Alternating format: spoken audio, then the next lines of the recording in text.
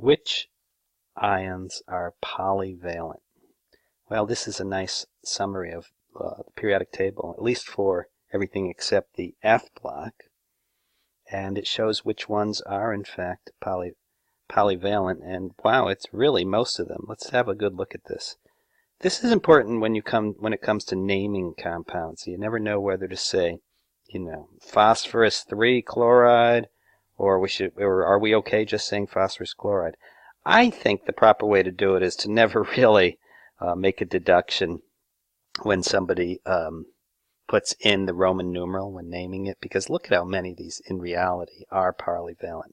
Okay, the group 1s are not, except actually hydrogen is. It can either be +1 or -1, right? The group 2s are all monovalent there, no exceptions. And as we work our way across this column, just about all of them, well, not all, but most, are really have multiple charges, right? Interestingly, the group 3b does not.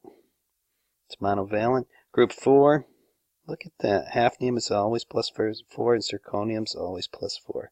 Who knows this stuff, right? Who knows that tantalum is always +5? I didn't know that.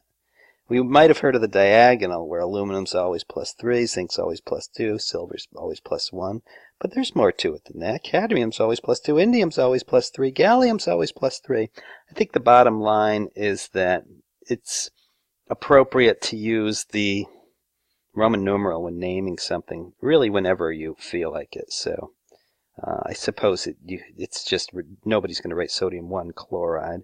However, almost all these are polyvalent, so there are lots and lots of polyvalent ions out there.